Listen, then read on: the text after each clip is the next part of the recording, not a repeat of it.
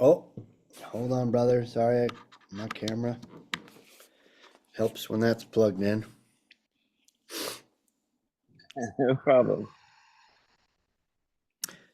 Brother, How's it I am going? so excited to be here with you today. Me too. Me too. This is awesome. It's always a good time in the chat. Absolutely. And so, first of all, Yes. I have to tell you, um, your YouTube channel, Consciousness Renaissance, is Yeah. awesome. Thanks, man. I'm a proud new subscriber. If I had a bumper sticker, I'd put it on my car. Oh, thanks, man. It's interesting to launch something, having not done any social media for like over a decade. And Well, yeah, I it's love it. And so here's the thing. yes. Like, I'll share this recording with you. You can put it on that channel. Ah, that's a good point. Like, Yeah. my thinking is the expansion of this conversation is critical. Yeah. We can't, without, this is not, this doesn't come from ego or self-importance. It feels Yeah. like as many people we can expose to this conversation, the better. So, I like, agree. That's awesome. yeah, You got to get ideas out there. You have to just let people whatever resonates with them. People resonate at different things at different times, and this, like, yeah, yeah, there's so much I want to talk about. It's hard to, what's the word? Modulate or regulate. mhm. Like, I want to put it all in an hour. Like, and it can't. I have to remind myself, George, you and Wade have committed to Right. doing this every week. There will There will be time, there'll be time. So but I yeah, have to I calm know what you mean. myself down, you know? Right. There's always just so much. I mean, that's how life is. It's just so rich, so deep. You can talk about anything for an incredible amount of time. So having said that, yeah, I'm really psyched that we're starting to do this. Yeah, And, it's really going to be worthwhile for sure. and the more, so I've been diving full into AI too, Yeah, yeah, and learning these different tools for for uh, like maximizing, basically for being yes, more effective. yes, And as a creative, as a writer, as a producer, as an event producer, as a transformational leader, whatever, as all these things, I want to create. Like, I know that people use AI to create for them, yeah, yeah, yeah, and that's great. I got nothing on that. If the artificial intelligence allows someone to tap into a creative aspect of themselves that without the permission of the artificial intelligence they wouldn't, I'm all for it. For yeah, me, however, I love to create. I love to yeah, write. I love to drop into meditation and write poetry, then and channel in yeah, channel, whatever that means, to yes, allow it to flow through me. You know yeah. what I mean? Receive, I mean, intuit. Yeah. Lots of different words for it, but it's coming from a And different place. yeah, from a different place. And I believe that in some kind of funky way, the AI is Yeah, actually a channel for that energy as well. It yeah, is a yeah. version of the collective Can't consciousness. disagree with that. What? Can you hear me? Yes, I didn't hear what you said about agreement. Did you say you agree with that? Just and you just went quiet there, George. I couldn't hear you for Okay. a minute. Oh, I can hear you now. But yeah, you I said didn't. the AI is like it serves as a channel for that? Yeah, it's a version of the Yeah. collective consciousness Yeah. Yeah. That's a very some because way of putting in a way, it it's a reflection of the collective consciousness. It's a reflection of all of the languaging that we've used to articulate wherever it gathers the data it hasn't crawled into our minds. It's not a Not collection. yet.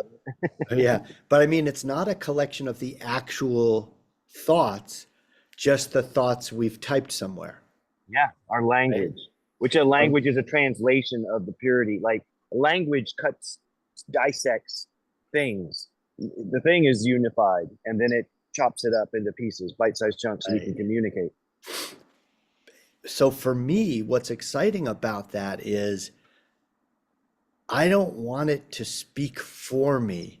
I don't want it to create for me, but I'm enjoying creating with it, Yeah, yeah, you because you know? realize how much more you're capable of. Like it's able to do things that would take you so much, so many hours and so much grunt work, and it allows you to reach that top layer of creativity. And Um, sometimes as a thinker, do you ever find yourself like you almost get a cramp in your brain because you're thinking about an idea so intently.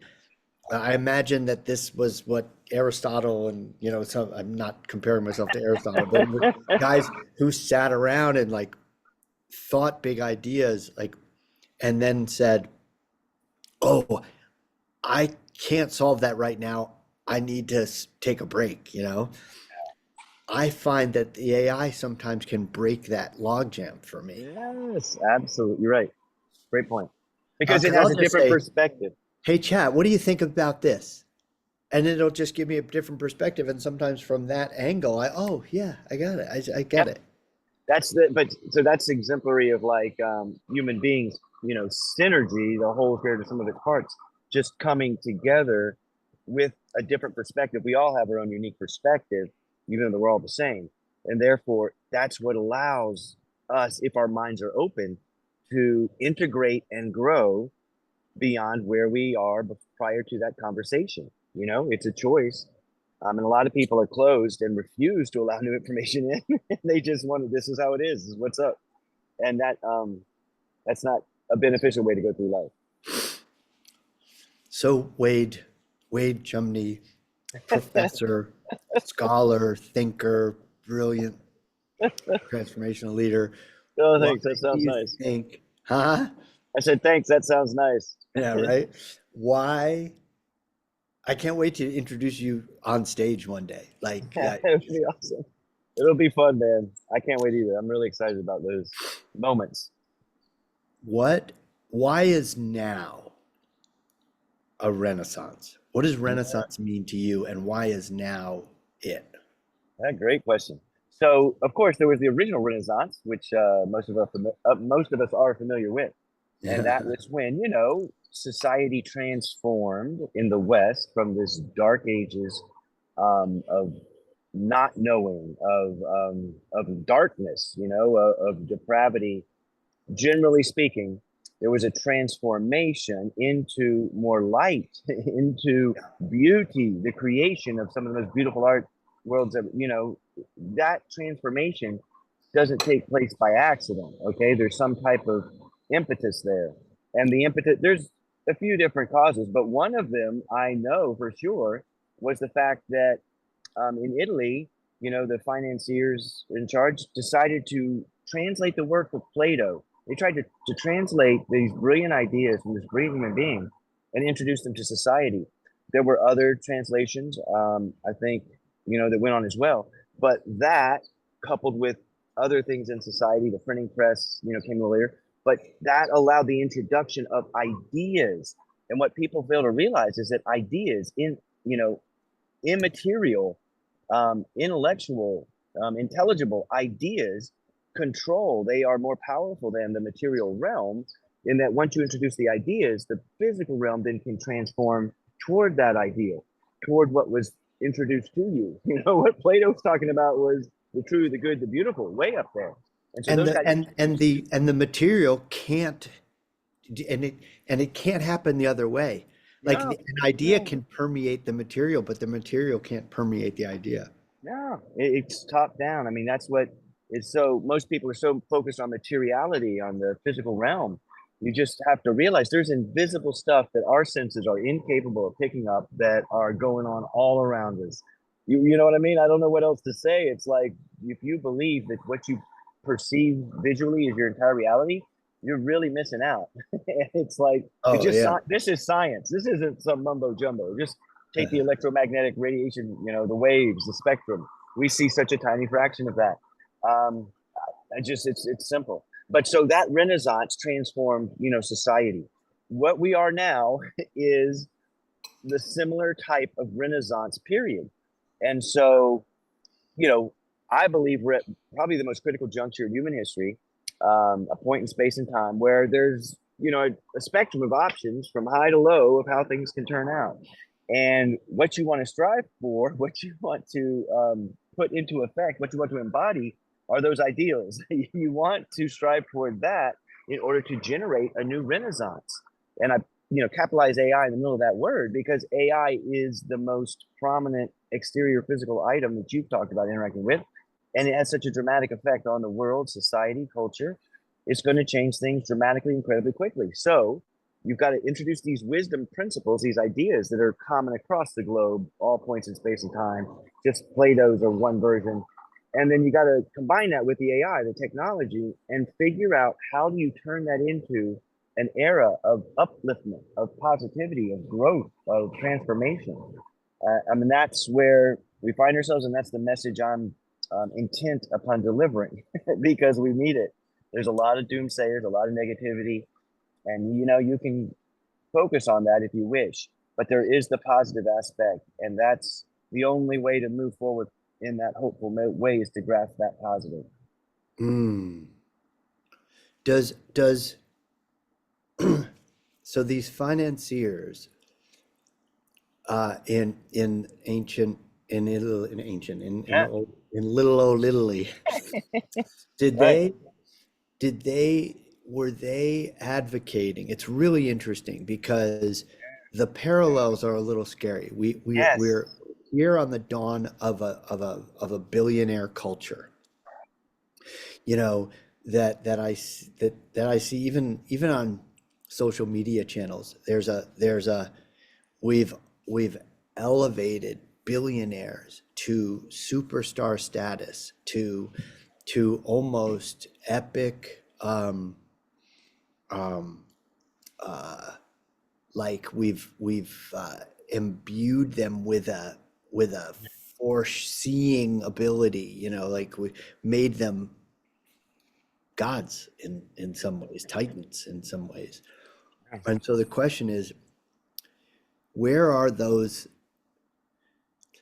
Like if in old Italy, the financier said, "Hey, I really would love to know," and maybe it's written some there. Did they say, "Hey, if we don't pull our heads out of our collective asses and elevate the frequency of the consciousness of our populace, we're doomed"?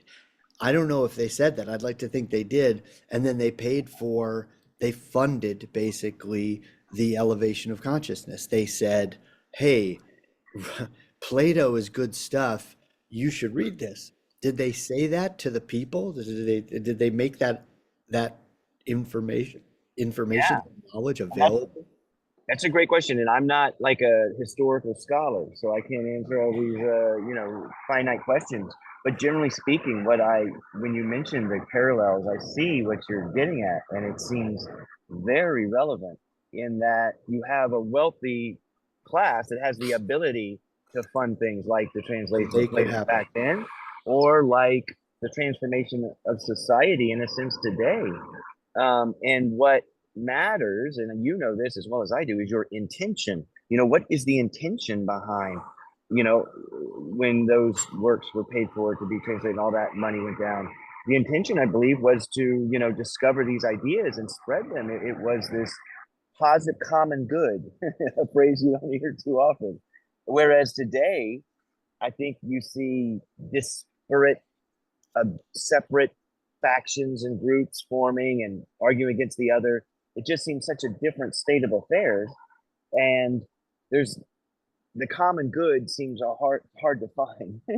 And that's the thing toward which you need to aim as a society, as a culture, as a world, in order to uplift everything, to bring it all up together, because it's totally possible, as we talked about last time with Bucky Fuller, and these ideas. It's not.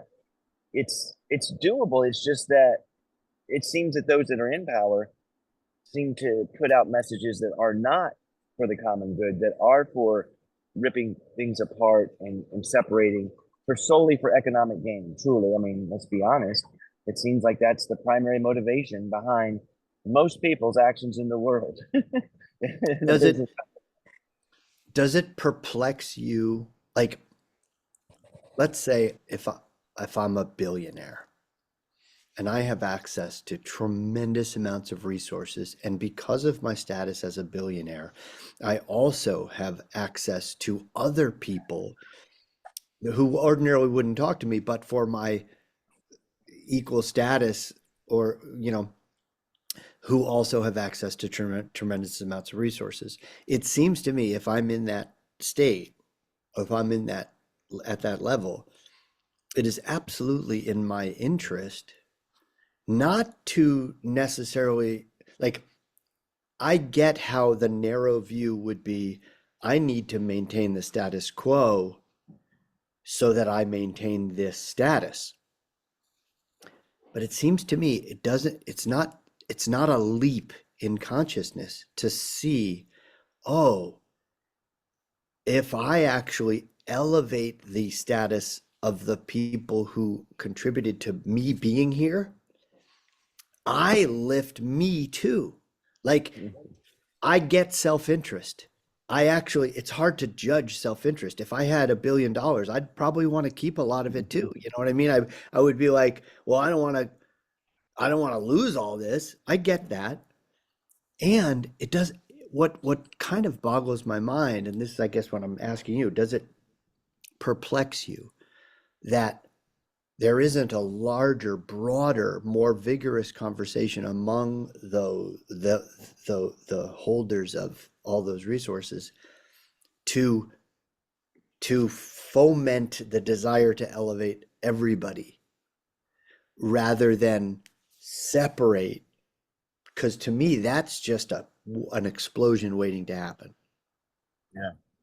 What are your thoughts on Yeah, that? I mean, I agree with, like, it doesn't seem like such a leap of consciousness, to use that phrase, to go there. But I can say that, in going back to Plato, he talks about, we have this gift of reason, this intelligence within us.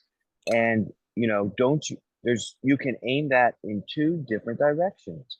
And that's just the whole key to having this elevated life experience and making the world a better place. You can focus it down, as most people do, toward the material, physical realm, and try to accumulate and amass, what you want, or be recognized as a superior person because of what you can do in the business realm, or whatever the case may be. That's one option. And he knows there's lots of incredibly, there's evil people that do that. Don't you know, incredibly intelligent, but evil people that do these things? He said, and the other option is to turn toward, these ideals, these transcendental truths of truth, goodness, and beauty, and strive toward the ideals for on yourself, like as a personal journey. How do I become more good, true, and beautiful in this path I'm on? And then how do I, and as you do that, you naturally want to share that, it gets reflected out into the world at large. And it's that focus of your attention and your intelligence as to where you choose to do it. And the deal is, of course, that society has a gravitational pull. The norms of society are to be materialistic. It focuses that direction. And so it takes effort. It takes more effort to try to get outside of that system, to want to go beyond it. I mean, but it's completely possible for any one of us to do. It's just a matter of choice and intention, make that choice, intend in that direction, and take the steps and keep on stepping and see how the world changes, as you go through it. And so, yeah, I think that it's, the introduction of ideas is what changes anything. We talked about this, the immaterial ideas are what transform society, a person, whatever. So, I mean, to think about it practically, which is the only way I try to think about things, then if you're going to change those people, you're going to have to interject those ideas into their brains, into their minds somehow, and they'll have to be Like at a point. Inception. I don't know how, or a book, Right. whatever's on the spectrum, but have them to get them to really look at that and then reflect upon it and Yeah. consider that, and that, I don't know any other way to make it happen, because that the ideas are what transform the world. Indeed. Indeed. And did you ever read the book Hawking's? It's called Power versus Force. Yes, yes. So he talks about this idea that, states of being have a frequency, right? Emotions have a frequency. Pert did some brilliant, groundbreaking, pioneering work around the opiate receptor and showed us the biochemistry of emotion and began the journey. And he talks about this. Hawkins in Power versus Force talks about this idea that our state of being, our states of being have a recordable, measurable frequency of vibration, and that depending on that vibration has um, a sphere of impact, right? It a broadcast range, if you will, and that if we maintain a vibrational frequency of gratitude, say, which is one of the most powerful, one of the most resonant frequencies, it travels the farthest and has the most impact. Love, gratitude, compassion; those are the sort of the Yeah. juicy ones. That that that when you said this to this idea of inception of impacting someone's state of being through an idea, I thought of Hawkins and this power versus force idea that he talked about. If just one person is in a high vibrational frequency of gratitude, love, and compassion, that would offset Mm. something like 10,000 people in a bad mood. You know? Wow. Yeah. Yeah. Yeah. That's so he posited that with just a few thousand people, like I think now we're at 8 billion people on the planet, right? Yeah. Or approaching 8 billion people. That with 8 billion people on the planet, it's funny the idea that someday, maybe 50 years from now, somebody might listen to this and say, 8 billion people, there were only 8 billion people on the planet at one time, Right. like, Right. but Exactly. that with about 8 billion people, we might only need to have 9,000 people or so, and I don't know the math, whatever the math is, Yeah. to That's hold the fascinating. Yeah. vibrational frequency of love, compassion, and gratitude. That might lift the frequency of Collective consciousness. humanity. Yeah. I had not considered that, but that makes a great deal of sense. You know, you when you go to those higher levels, what waits there is power. It's power. You are causal. You are no longer a reactive agent. Causal. You are At causal. cause. Yeah, that's You are coming from a place of decision making power, which is so different than going through life and scared about what people think and, oh, I want to fit in and this, that, and the other. It's like you're just coming from a place of truth, of goodness, beauty, and that's has an effect. When you go to a party and you sit down at a spot, by yourself, watch people come to you. If they come, they are drawn, and it's something overwhelming. Why are they drawn to you? They're drawn because of this higher frequency that you're operating at, which isn't something you can see. It's not visible.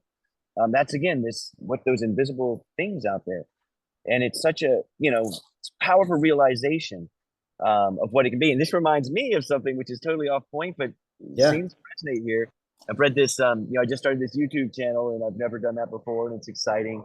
But there was this article I was recommended, and I read called "1,000 True Fans." I don't know if you've ever read it, but it says it's from a former editor at Wired magazine, sharp Yeah, person, pays attention to technical economy, and says basically if you can get 1,000 people to truly be just your true absolute fans, that's all you need to be as creative as you want to be, to make an income, to do it all. it's And true. that's not that, you know what I'm saying? That's people are thinking about grabbing new people and expanding and getting all these subscribers. It's really just 1,000 true fans. So here, to me, is the correlation in terms of society. 10,000 true whatever you want to call it, that to transform the world. Like I think that same point is, you know, as above, so below. All these principles operate at all levels. They have to, or things could never work. So it's going to work there. It's going to work here. And if that's a point, then you and I and everyone else in our sphere should be doing everything in their power to make this a reality, because the times call for it. The times they are changing. This is where we need to step up with whatever abilities we have. We all have different skill sets, and there's a ton of things I could never do on this planet skillfully. Some things I can, and I try to take the things I can and maximize those. Absolutely. And yeah, you do what you can do. And I think that was like I remember the movie City Slickers. You remember City Slickers Yes. with Billy Crystal? Jack Palance is trying to impart this wisdom to Billy Crystal, and he's like, "Remember, you really want to do it. It's one thing." And he's like, "What's the one thing? What's the one thing?" And that Jack Palance was like, "Yeah, that's my point. What's the one thing? What's your one thing?" It's like do the things you can. And what Yeah. Tracy and I have been passionate about is like do the things that only you can, because we, in our sphere, it's about your voice and speaking your truth and speaking the truth that only you can speak, because your 1,000 true fans won't hear it from me because they're yours. They're not Yeah. mine, right? Yeah. And so this idea of, do you ever have, I just had one of those moments that where like 10 different experiences of my life came together in a way that I hadn't seen them connect before. Wow. You ever have That's that? awesome. Yeah, that's No? beautiful. And about 5 years, Synchronicity. synchronicity, that's the word I was going to say. Yeah, I think Yeah. that's what it is. And I'm realizing, I had a meditation here.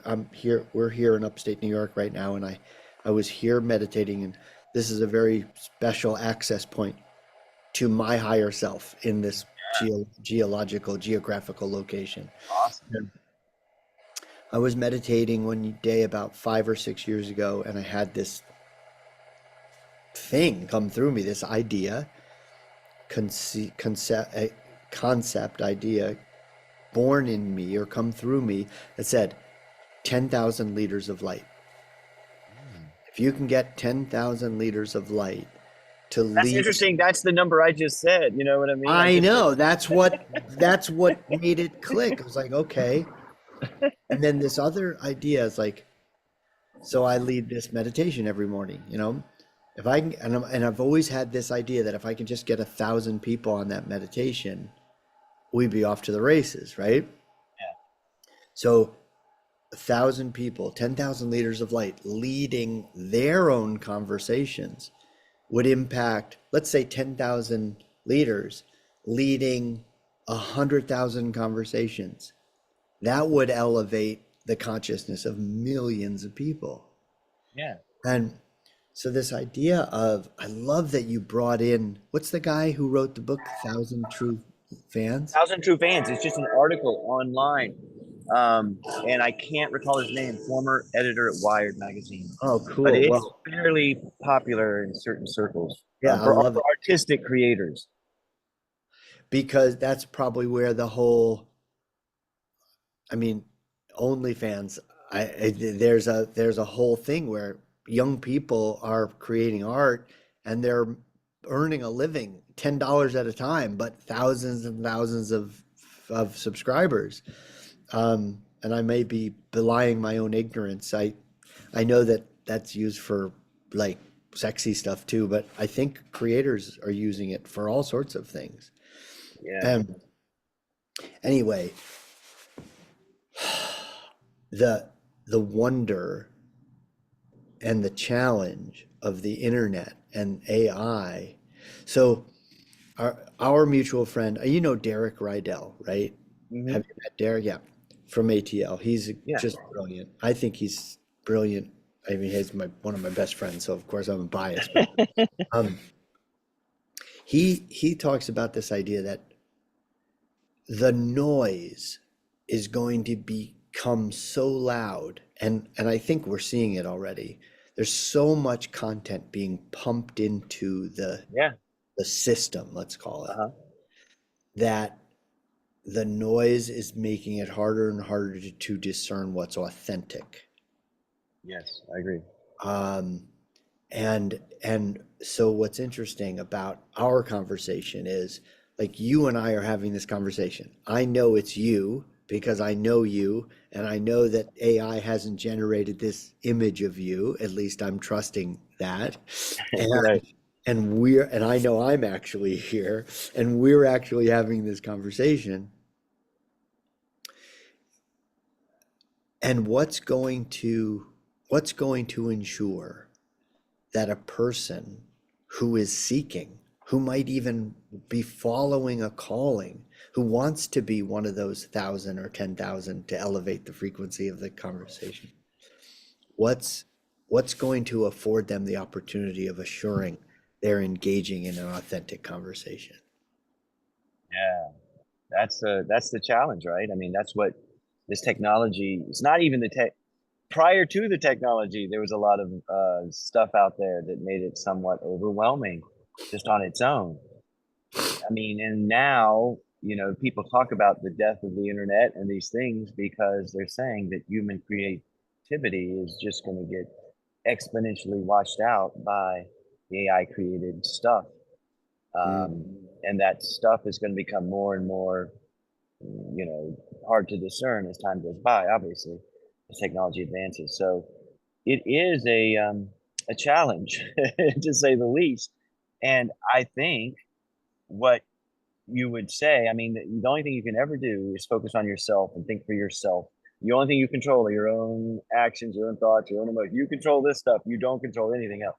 So it would be like an individual choice to want to discern, the truth and want to uncover that and find it out rather than just be, sensory overload with all the wonders and beauty or lower level beauty stuff that can be shown at you in the social media sphere. And I think it goes back to personal choice and people trying to figure that out. And I think it's going to become more sought after. I think we talked about this last time, and that people want more of a human connection, and it's harder to find that. But when you do make that, then it's a stronger bond. And I think it would last, you know, to a much greater extent. mm, mm.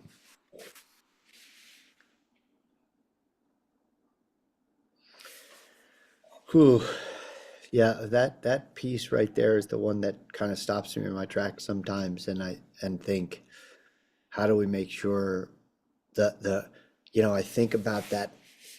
I think about the Monet who sold one painting while he was alive, you know, and I think it was Monet, and nobody knew, and he had this beautiful vision.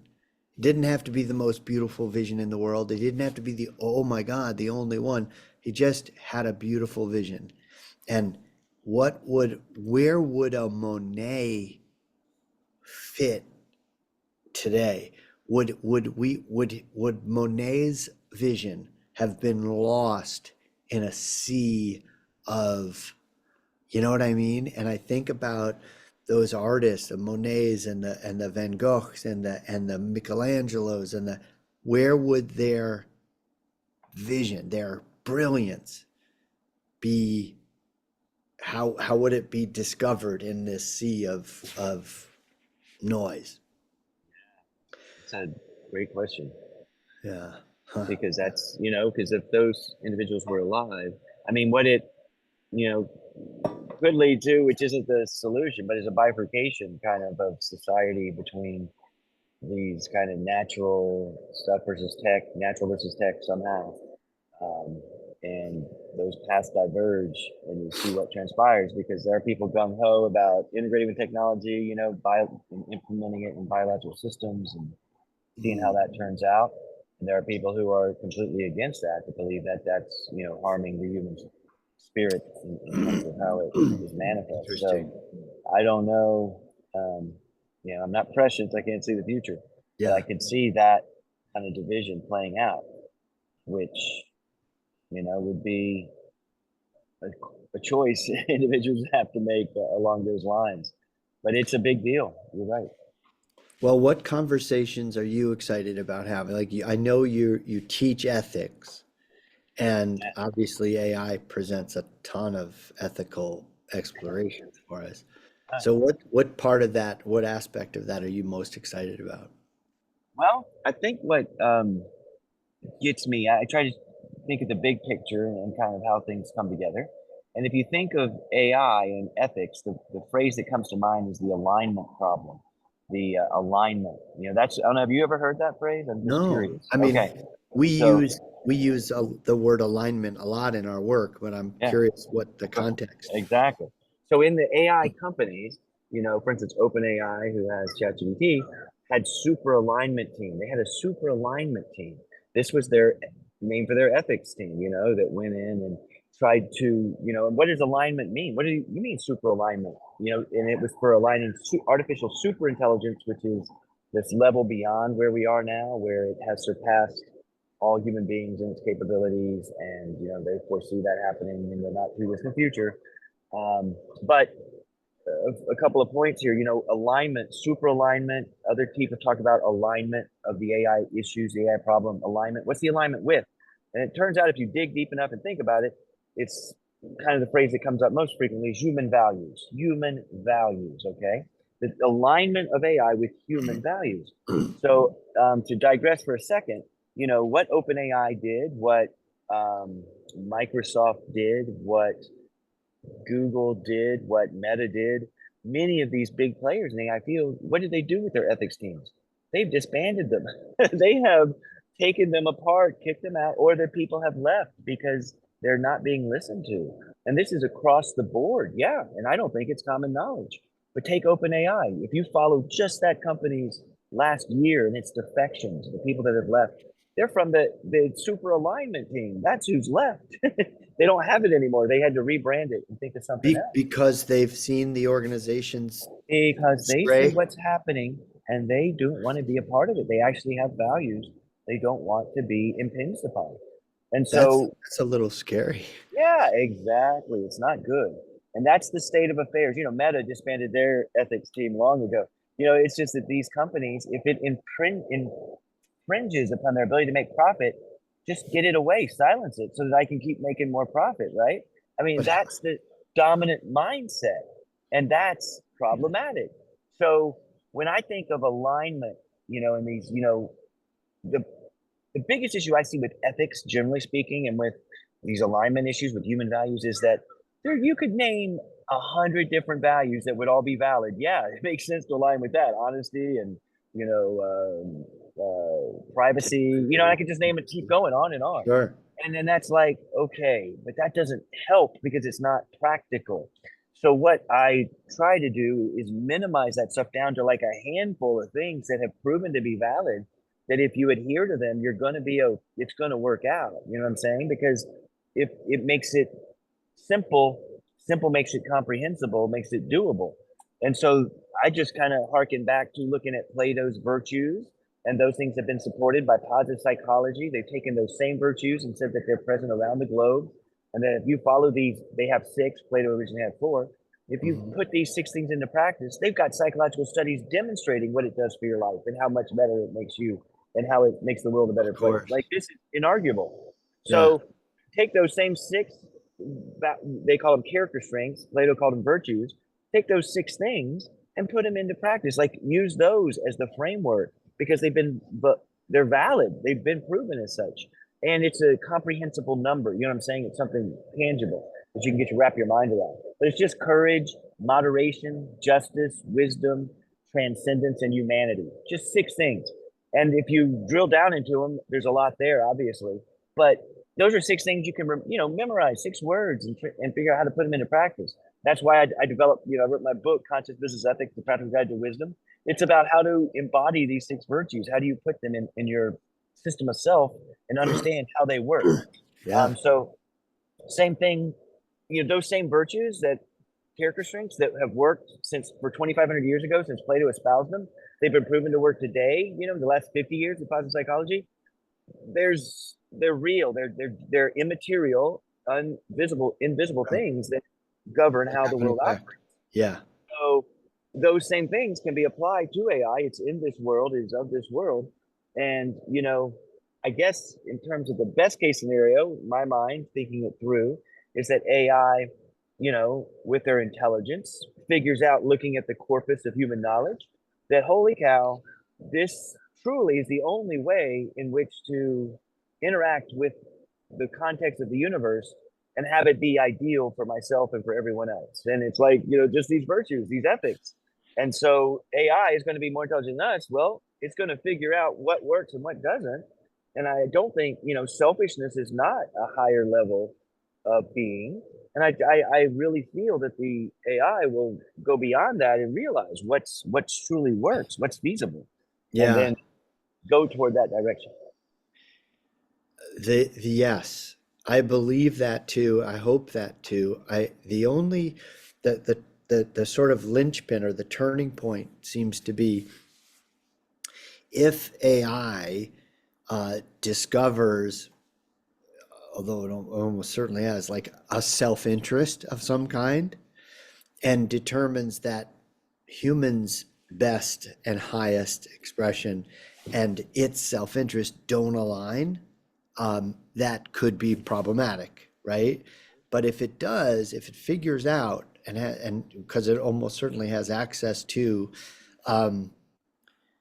that those virtues, those virtues being vigorous and rigorous and lively in the human experience, is in its self-interest somehow, that would be good.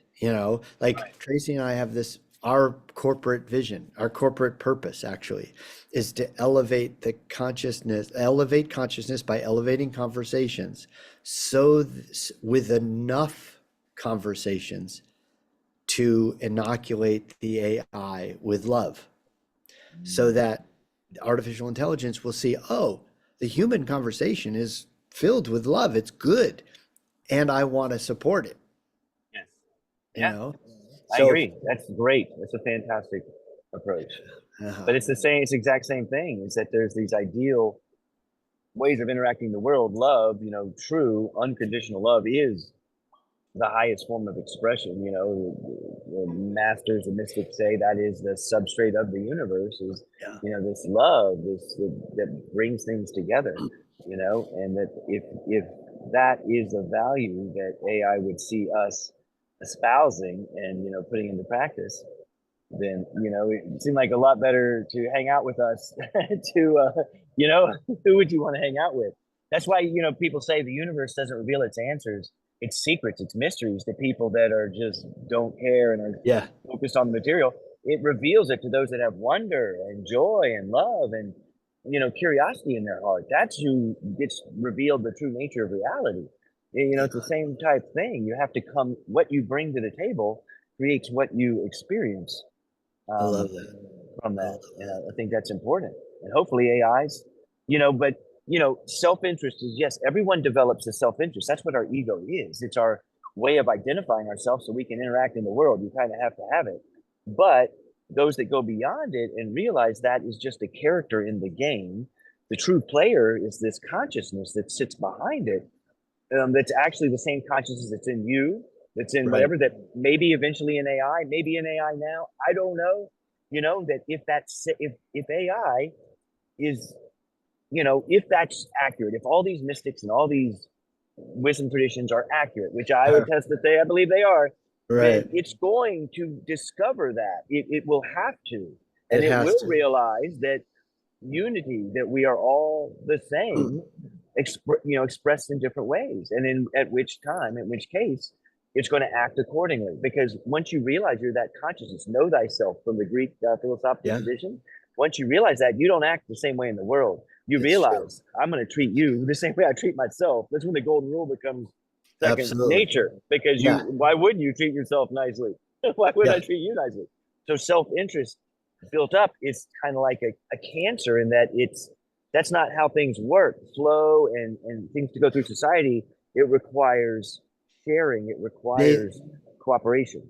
yes. And like self-interest might work. It's not sustainable. Like it might work in the short run, but it's Short, definitely not sustainable. yeah, And and this is what I love about the work, the work I've done and the work I've seen done with psychedelics, where this sense of oneness that one often experiences in a psychedelic experience gives one a visceral experience of this idea that you, let's say you and I are one, and without even expressing it, there's just a visceral systemic knowing of the idea that your well-being and my well-being are so inextricably linked that the golden rule, it's like there's no other rule, yeah, because I can't harm, if I harm you, I'm harming me.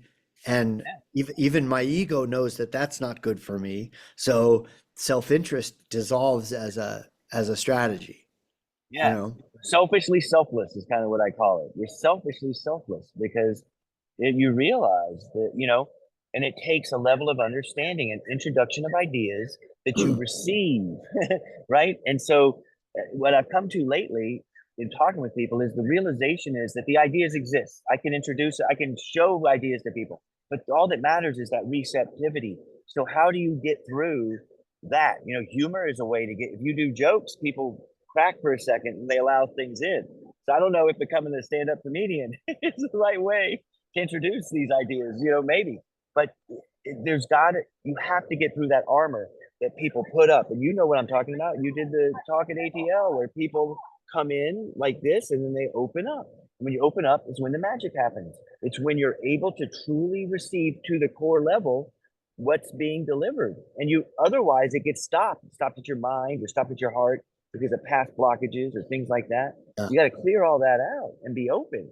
And that's the only way to truly transmit these ideas and have them be understood. And I don't know the solution for that. That would be amazing to figure that out, how everyone could really be open to receiving. Um, Well, yeah. Well, hold on. I want to find that I have this idea that, because, oh, here we are. When you said people have to be open to it, whether it's a comedian. So I feel like it's, I call them the epic muses. That there are different ways people will be open to the idea, whatever the idea is. yeah, Um, it's like it's funny you said stand up, because I think comedy always has been there. As yeah, long as there have been people that who have gathered, there's been a guy or a gal who wanting to be in the front of the room making people laugh. yeah. And and there's definitely, we see this, that a, a comedian, a comic can influence the way society sees the world, sees itself. Yeah, George Carlin, Jerry Seinfeld, oh my God, there's just so many brilliant comics. yeah. So comedy, drama, we're touched by the human drama when it's reflected back to us in a particular way.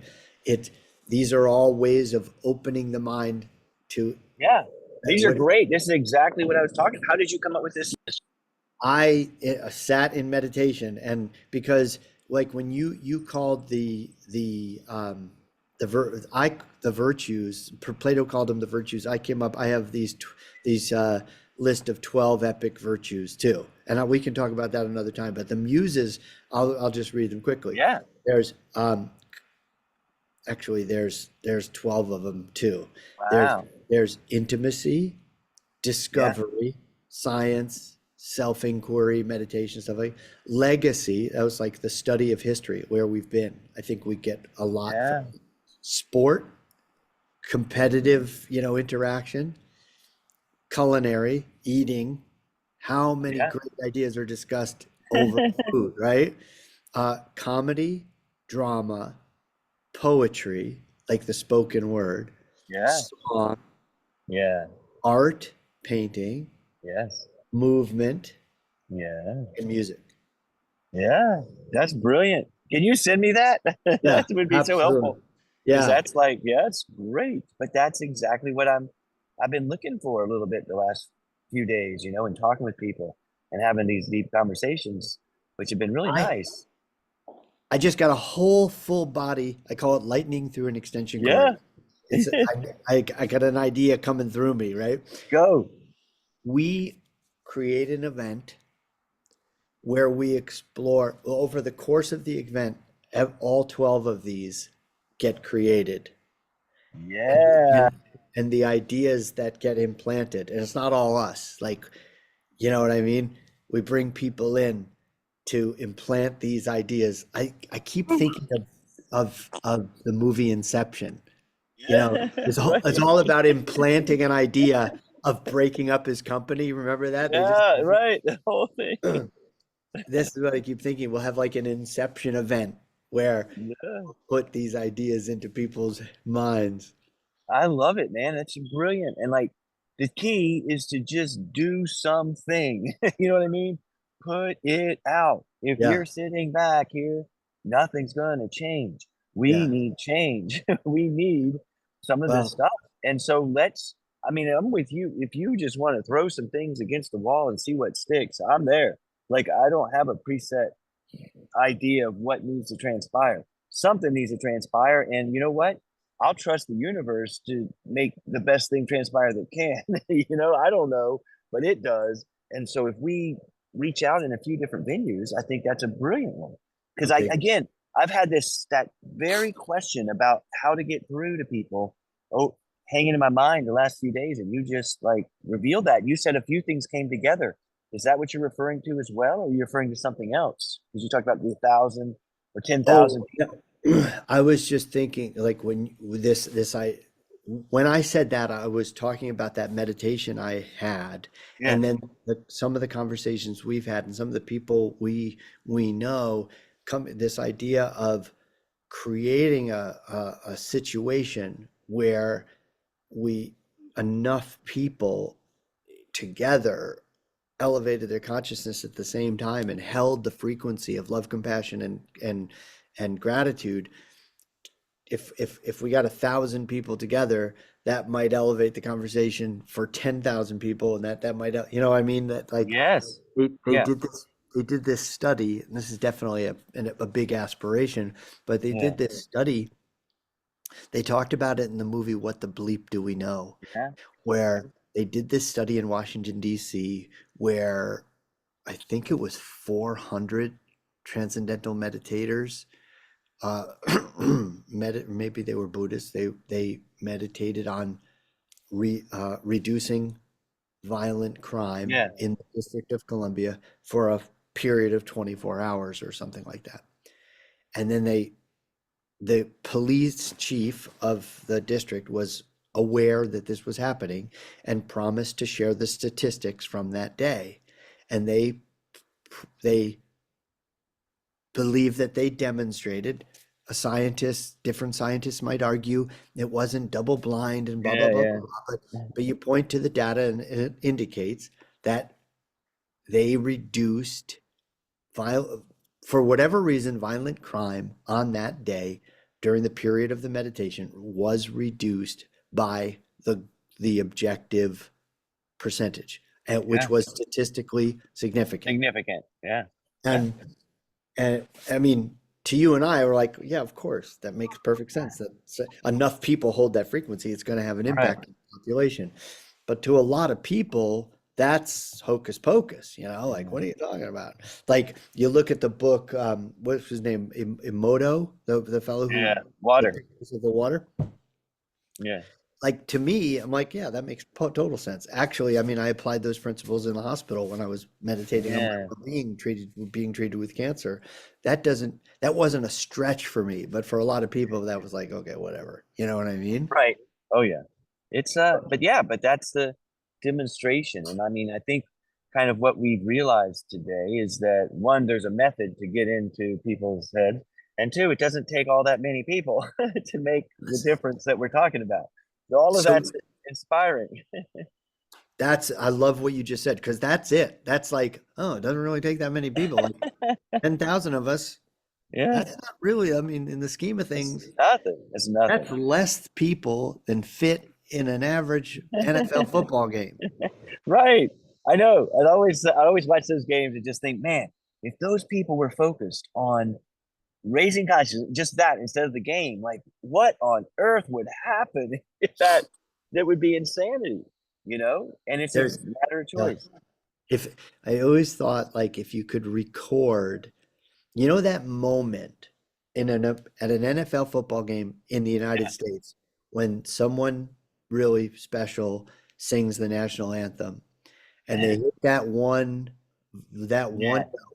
which happens to be on the word free, or the land of the brave, and everybody like, holy shit, did you feel that? In the land of the brave, and it's like, oh my God, because it's an impossible note to hit, and Right. only the best singers can really nail it. But that frequency goes straight through the heart of everybody who's witnessing that. And if you could take that frequency and package it and eat it or drink it, you would change the world. No, that makes me have an idea. Maybe AI has the ability to generate certain frequency, or what I mean, do something where people are interacting with it and get open, and then the ideas get in. You know what I mean? Like there's I do. binaural training that goes on. Like this Yes. seems possible. Okay. I just had another synchronicity Go. What is it? when I so in the recent past, in a undisclosed location, I had a transformational experience with the substance 5-MeO-DMT. Is that it? 5-MeO-DMT? Yeah. And I left my recorder on next to my head just in case I had any kind of consciousness while I was in the experience. Nice. And there was one hint I left for myself. Said, the frequency is the breadcrumb. That's all I said to myself. Oh. And so it just made that connection. The frequency of that moment when everybody's like, oh my God, I love life. I love me. I love this guy. Even though if we Yeah. saw each other on the street, we might punch each other in the face. Yeah. Whatever it is, that frequency right there. Yeah. When the singer sings land of the home of the free and the land of whatever. No, I'm Yeah. messing up the lyrics. No, but yeah, and that's why churches had hymns, to get people in the same vibratory state. I Um, wonder I but wonder if it's it's the same frequency when an audience bursts into laughter. You know what I mean? yeah. I mean, this is where I'm just always trying to think, not always, but when I do think, I try to think of how to make things work. You know what I mean? Tell I your mean, wife what that. Not always. I don't always think. But when I do, I'm like, how do you get this to work? Like this has to be manifest, how you do it. And it seems like what I've arrived at is just this 12 things you just mentioned and like actually having a practical impact on people because the ideas are known. This isn't, they're out there. Anyone has the ability to discover anything they want now on the internet. If you're really curious about self-development and knowing yourself and transformation, it's all there. It's all It's there. all there. Okay, there's nothing hiding, but you don't want, they don't want to find it, it's just like, so how do you have to have that intention, you have to want it, and then you have to have it delivered, and the teacher appears, it is like that kind of that when people seek it out, it comes to them.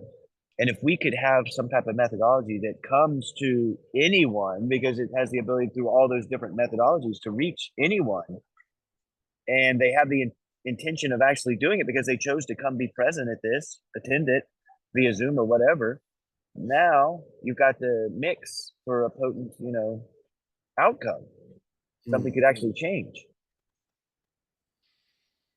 Okay, the gears are starting to turn. I like it. I like it. It's good, man. We have some good collaboration. Yeah. But there's just a lot. There's something there, and Yeah. it's the time is right. And again, it's just like kind of just go. What else to say? Like you can't really sit back and think it through and analyze the steps. You just kind of say, okay, let's go, and then you I, just see what happens. yeah, You know, just the time is of the essence. because of the essence.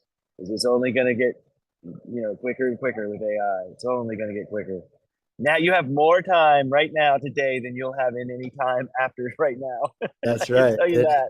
That's right. It's I only have the going to get most less time right now. right Oh, now. right now. Oh, That's right. It's always now, but it's only going to get less. So you you need to know, think about that. I love, this is what I love about that we both share a law degree, that we both Yeah. share a law education. I love terms of art. Do you know Yeah. that definition of Yeah. terms of Yeah. art? Absolutely. In the practice of law, we appreciate the terms of art. It saves so much time, you know? And I love that when I said time is of the essence, that has such a very precise meaning for us, you Yeah. know? And I love that it just, that clicked like that. Yeah. Um, A lot of things are like that. so yeah, awesome. I love this conversation. I love that we're having this conversation, and we're gonna do it again next week. Absolutely. It's on like Donkey Kong. Just can you email me both of our conversations so I can like Yeah, maybe I meant transpire? to, after our last conversation, I had big designs to upload it and send you the link, and I got the flu, so Okay. I was off. Oh, sorry. But I'll catch that up and send them to you. Both of them would be really helpful to Yeah. try and do whatever I'm doing. And let's do some things together, okay? Let's start moving Yes. toward manifesting some stuff. Okay? Absolutely. Awesome. That's what's Yes. going to happen. All right, George. Much appreciated, my friend.